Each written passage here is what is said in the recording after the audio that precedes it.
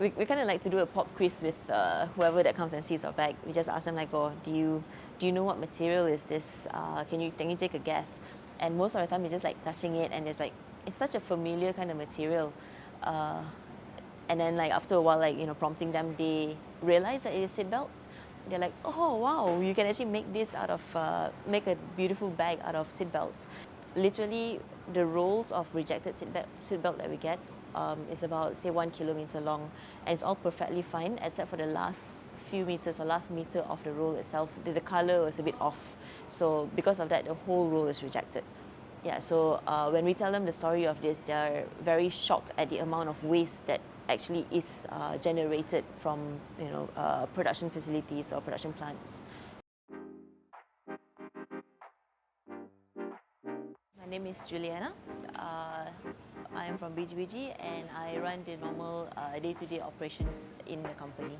Biji-Biji's end goal really is to get people to reimagine their consumption in the first place. How Biji-Biji helps to change people's mindset is to show them the true value of trash. We have cool art installations that showcase recycling or upcycled products. One of the products that we have is the Biji-Biji ethical fashion accessories, where we make bags out of discarded seat belts. You can see like we do try to incorporate like a bit more fashionable kind of designs because we want to appeal to the masses but still promoting slow fashion. So this is where we produce the bags mainly. You can see the sewing machines there. This is their cutting table. These are the materials that we work with. All these colourful materials are actually donated to us from a factory that closed down. Instead of throwing it away, they actually give it to us so that we can make into new products. The most common color that we get, of course, is the grey and the blacks, but we do sometimes get like the cool white ones or the striking orange ones because it really depends on the waste that they generate. This is one of our bags, is the camper fully, and it's actually one of the more popular items. This is a pretty cute example. It's a earring, which the pom-pom is made out of plastic bags.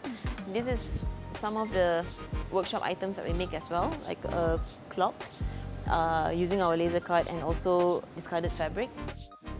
When we go and showcase about plastic recycling, about our bags and all that, people do ask us like, what inspired you to start Biji-Biji, or how do you live your life sustainably? By telling them our own experiences, telling the story of like why we do it, how we do it, we have found that it actually affects people's behavior as well.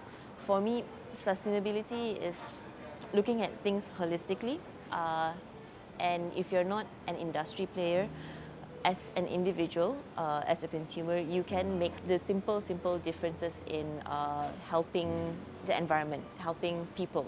People, they have this mindset where it's out of sight, out of mind. I'm just one person. One straw wouldn't affect the entire Earth or the entire planet. So if people were to practice or like to have a bit more empathy towards the planet, towards the environment, towards their social area, then they'll be more susceptible to recycling or to make better conscious decisions. When we say sustainable lifestyle, it doesn't necessarily mean going out there and buying organic food all the time, or spending like a few hundred ringgit on a reusable cup, for example. What really is stopping you from drinking out of a cup without a straw? It really is about convenience, that people choose convenience over a sustainable life, perhaps. Biji-Biji's end goal ultimately is to tackle the waste issue, right? We make new things out of waste materials and all that, but at the core of it, why there is waste materials in the first place is because of people's consumption. People's usage of these things actually encourages the industry to produce more or to keep on producing. So when we change that mindset towards this kind of materials or this kind of products, it would also encourage the industry players to think of new ways or new materials to make things more sustainable. If we are able to change people's mindset or like get them to reimagine their own consumption of an item, of a product, then our goal is met.